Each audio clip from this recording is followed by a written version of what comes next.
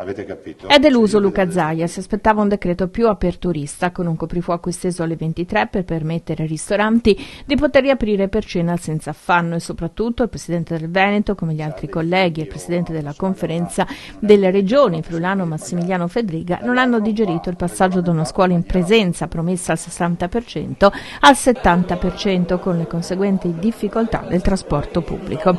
Approva totalmente la decisione della Lega di astenersi dall'ok del decreto in Consiglio dei Ministri e crede in una revisione a breve del contenuto del provvedimento. Le scuole. Noi abbiamo fatto un incontro portando le linee guida dicendo attenzione, occhio all'agenda metropolitana che basta prendere autobus, perché non ci sono. Tanto è vero che siamo stati ascoltati e hanno chiuso la riunione dicendo faremo un 60%.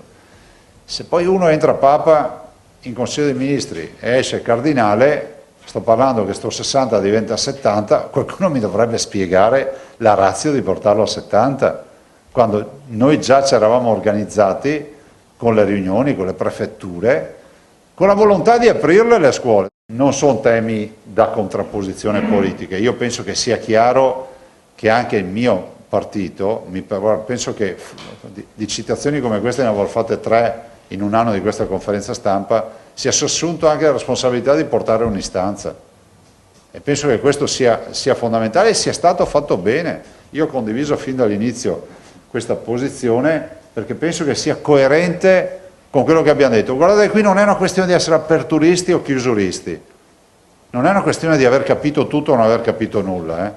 Il vero tema è che la vera sfida è capire come gestire questa fase. Perplesso anche sul pass verde per il passaggio tra regioni a colori diversi, ancora non è definito, ma non c'è traccia della sua proposta che i tamponi obbligatori siano gratuiti e poi varranno solo 48 ore.